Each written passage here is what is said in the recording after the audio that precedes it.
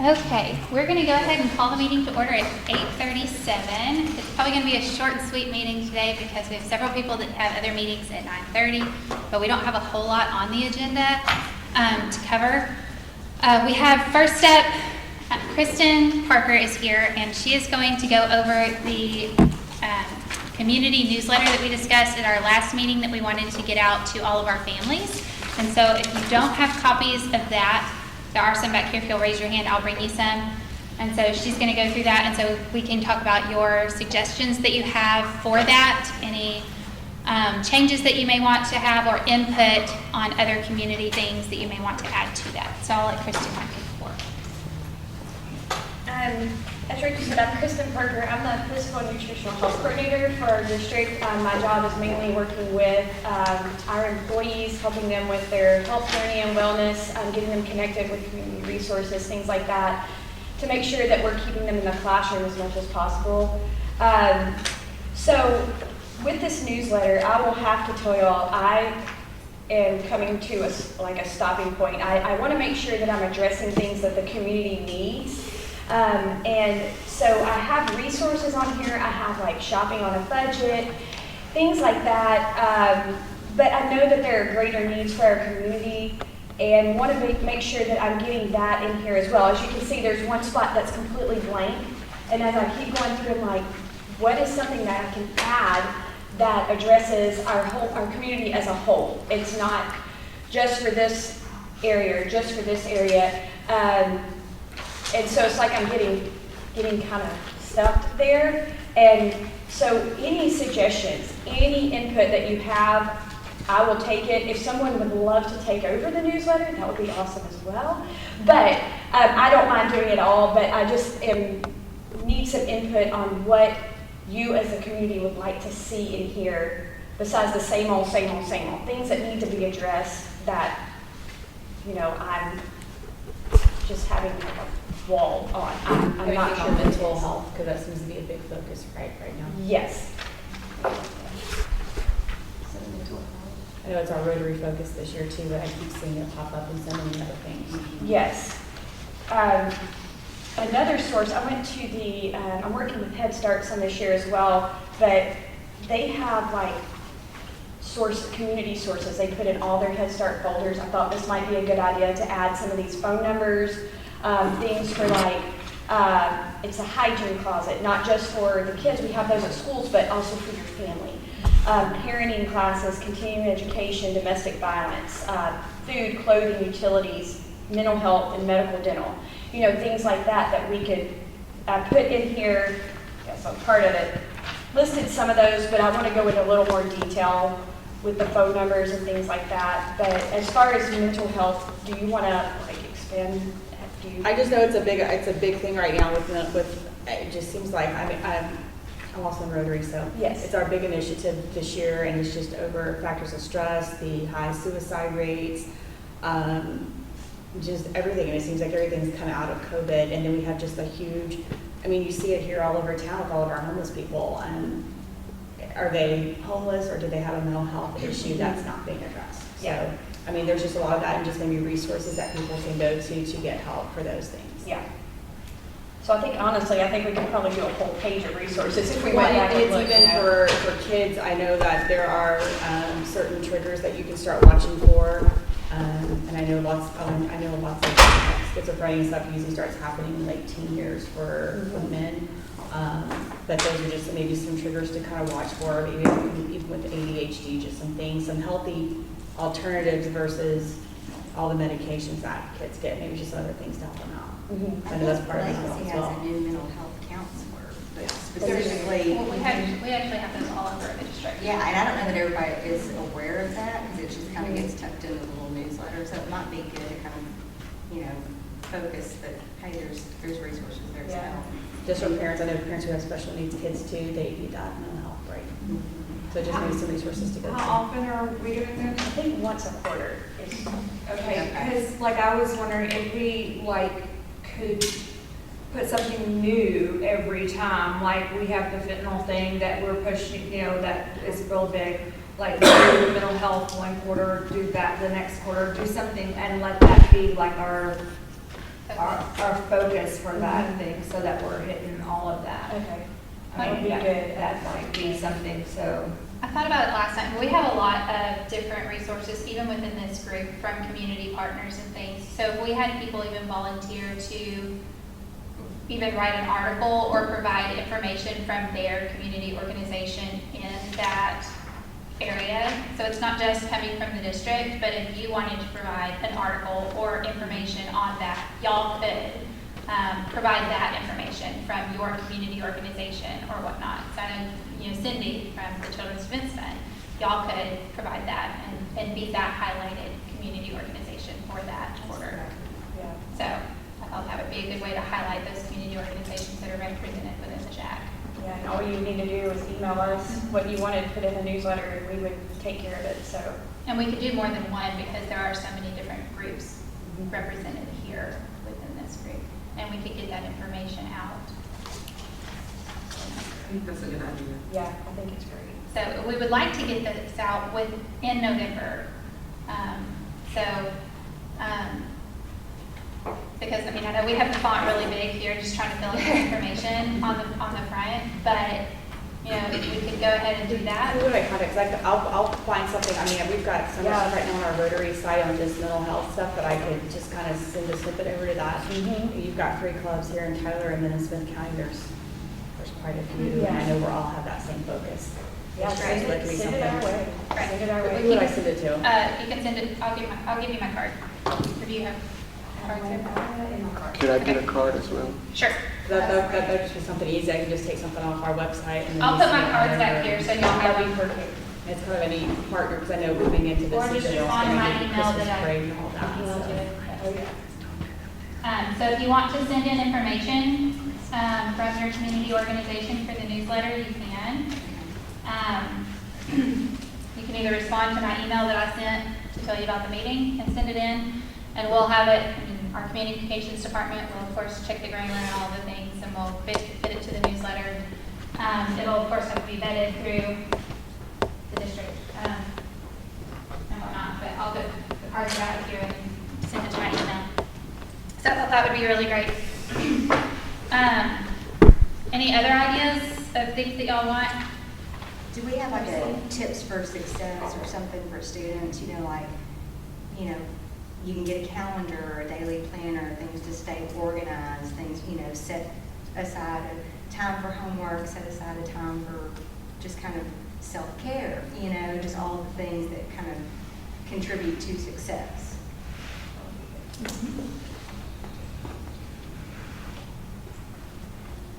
That would be good to get from our AVID group. Yes. I know that they really That kind of focus goes on hand in that. hand with the sleep and the healthy eating and the, all the good things. Yes. If anybody, if you have any other ideas and you don't want to call them out, please email us with those ideas, and we will be happy to take care of it. Because like I said, I get so far and then I'm like, okay, what do I need to do next? And I love having input from the community to help me continue that. So thank y'all. I'm currently in the Citizen Prosecutor Academy with Jacob Putman, and we're meeting tonight, and I can get a hold of them about information that they can share. Okay. That would be a good information to share. Absolutely. Yes, please do. I'm frequently do that group newsletter. It's once a night typically.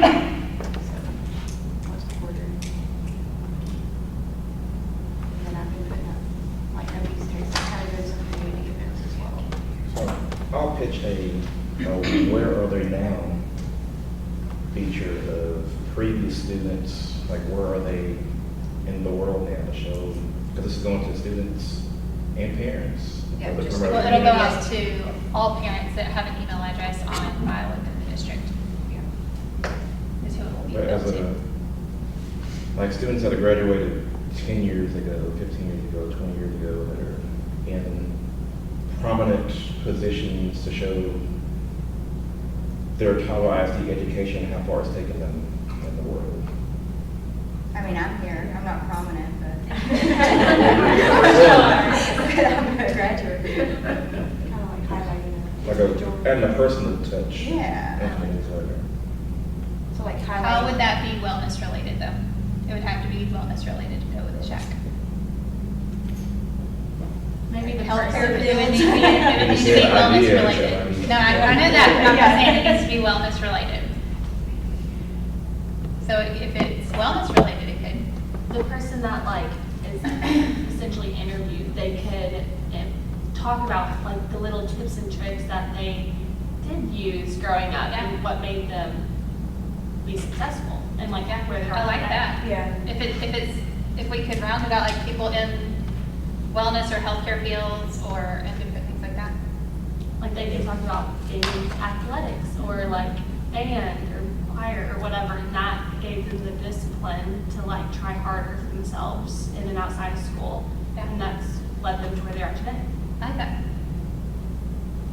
And maybe it helped kind of with their stress and anxiety and Yeah. all that and stuff. You could kind of tie that in.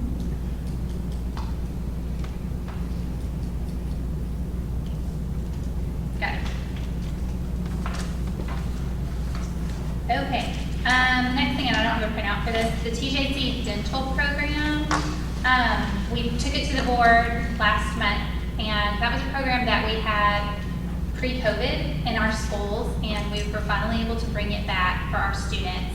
And so they come in with their dental hygiene students, with a dentist, a hygienist, and a hygiene instructor, which is a hygienist, and their hygiene students. And so they go into, right now they're going into 5 of our elementary schools, and they come in and they send out a consent to all of the students in the entire school. And any student that signs the consent, or the parent signs the consent, they come in the first time and they'll do a free dental exam on all of those students. And then 2 weeks later, they come back and do a sealant for free on any of those students. So it is a fantastic program. We were really excited to have them come back. And then they're going to come back again in the spring to 5 more schools.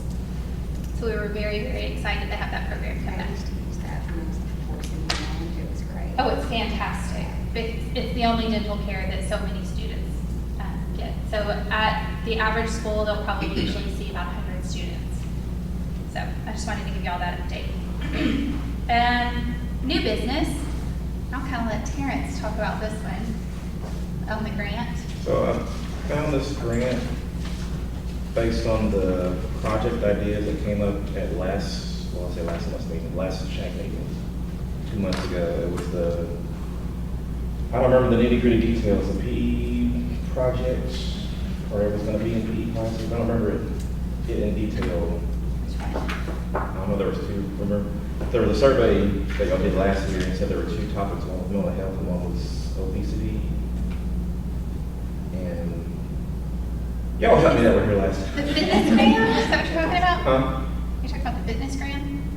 That may have been it. It was, so there's a fall festival and, yeah, I don't. Sorry. For those that were here. Okay. So anyway, so this grant, it's put on by the State Health Department. It's called the Reaching for Excellence Grant. We, as in Net Health, we helped Tyler ISD to apply in 2015, and we received this award. We received $1,500 to use however we wanted to use. This grant now, the award is $10,000. The due date is January 22nd. There's 3 criteria for eligibility. Number 1, the program has to be in the planning stage or has not yet started, or it has to be operating less than a year. That's number 1. Number 2, strives to improve the physical, mental, social well-being of students or staff or the general community. And 3, a letter of support from the district's SHAC supporting the program. When we received the award in 2015, it was for the 5210 program. It was 5 fruits and vegetables every day, 2 hours or less of recreational screen time, 1 hour or more of exercise, and 0 sugary sweetened beverages. So back when it was 6 weeks periods, the first 6 weeks It was all education. The second 6 weeks was focused on the 5 weeks of veggies. The third was on the 2, the next 6 weeks was on the play, et cetera, et cetera. So then we had some program that spun out of doing that 5-1 program that we did the application for. So we did so Kristen was involved with this. We had all the PE teachers at the time, did a kids marathon challenge at all the campuses. We had some of the campuses, they hosted farmers markets to go buy fruits and veggies every day. So we implemented the education project to do the actual activities that we wrote about in the grant. We got the funding to do the actual activities. So when I found this grant, I remember the discussion that we had the last SHAC meeting that nobody remembers that we had as an application that we can do to have some funding to do the actual project that we spoke about 2 months ago. I wish I remember what it was. I mean, we talked about so many ideas, that's the fun. Okay. Well, in PE, we talked about that every child, third through 12th grade, goes to the fitness gram. And we also talked about we have a PE showcase in the fall. Showcase, that's The what. showcase, that's the one. which we're about to have, which are all invited. We have it's on Tuesday night at Rose Stadium. It's at 6:30. So that is for grades K through 5. And then we have the track meet for 5th grade now.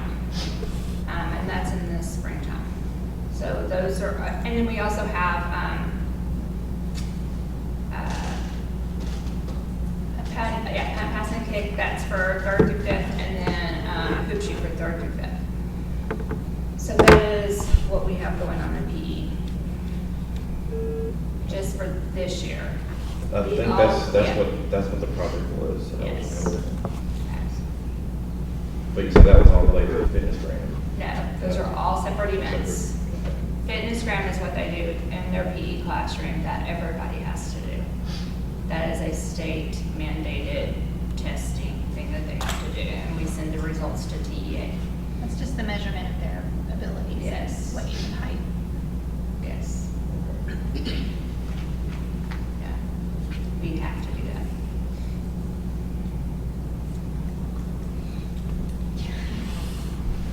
Lots of things going on. Yes.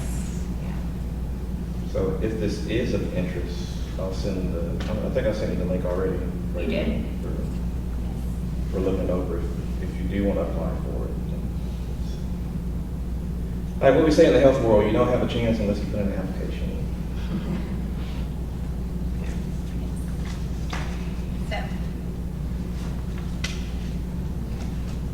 So we'll look at it, because we'll have to see what the management of the grant is. Like how complicated is it to manage the grant and all that.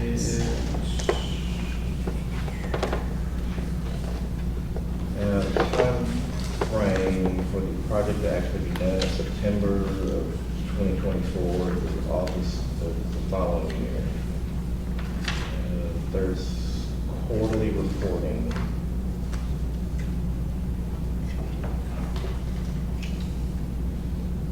That's all it has on the website. I think it's the info.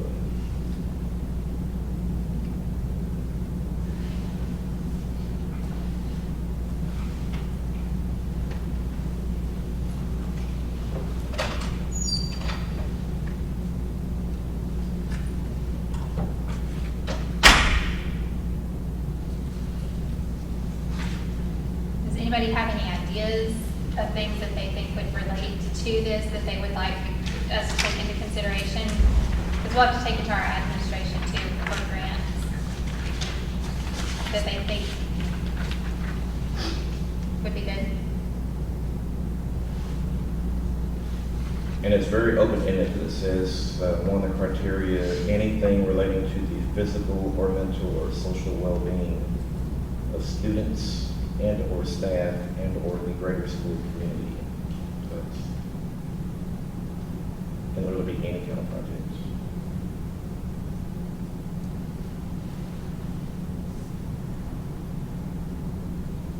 Maybe that's where our mental health but I'm not sure how to interpret that.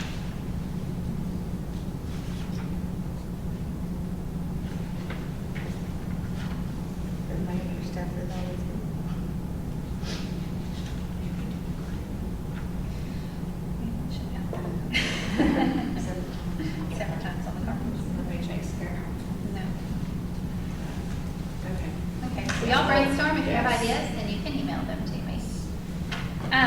You do have a handout here on the vaping program as a DAP. I know it's not on the agenda. I got it late last night.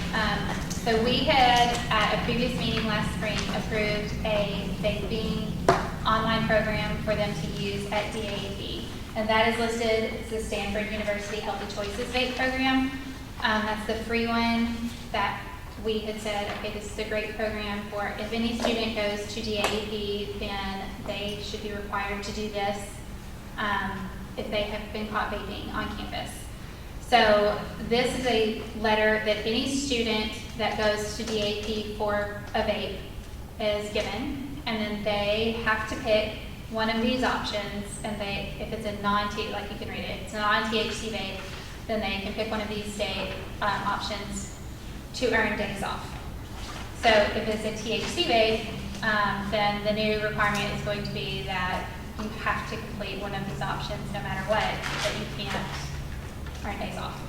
So This might be kind of a dumb question, I'm just not familiar with vapes, but how do you know if it's THC? they test, so the cartridge in it has liquid and oil kind of substance, and they withdraw it with a needle, and they test it in a test kit, and it tests positive for either nicotine or THC. Okay. It's like a little drug test kit that our officers have, and they test it right there at the school. Okay. So if it's THC, it's a felony. If it's nicotine, either way, it's an automatic 30 days that they get, and that's now a Texas law, automatic 30 days at DAP. Elementary, it's 15. Secondary schools, it's 30 days automatically. And yes, we Wow. will at elementary. Currently, I think we have 3 elementary students over there. I need to check the numbers, but. Yeah. So. Do those felonies stick as children, like as an elementary child, they would have a felony? If it's THC. Yeah. Okay. Which is sad, but yes, when you have a 3rd grader knowing what they're doing. Yeah. Yeah.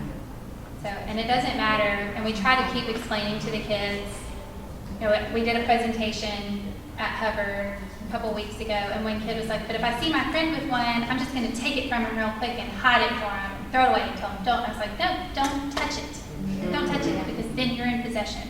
So I don't get that. So, I mean, explain to your kids, don't touch it, don't ever touch it, because you're still in possession. So it's really hard. They just don't understand the ramifications and all of the legalities behind it and how that sticks with them for the rest of their lives. All of the different things.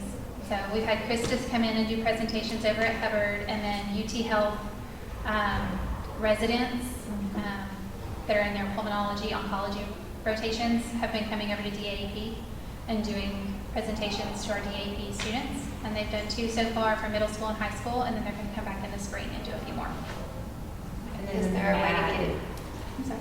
Is there a way to get it at the other middle schools? We're working on it. They're kind of changing their presentation because we critiqued it a little bit. And so we're going to fix it, and then they're working on it because they're scheduling it with their providers, and it's just a really hard time of year because they have to pretty much shut down their whole clinic for that time and clear their schedules. And so bringing them into the other middle schools and scheduling that is what we're working on. Oh, the Mothers Against Drunk Driving, they have also added vaping into theirs as well, just in a little blurb. So Tyler High has received it, and same way with Early College and Rice.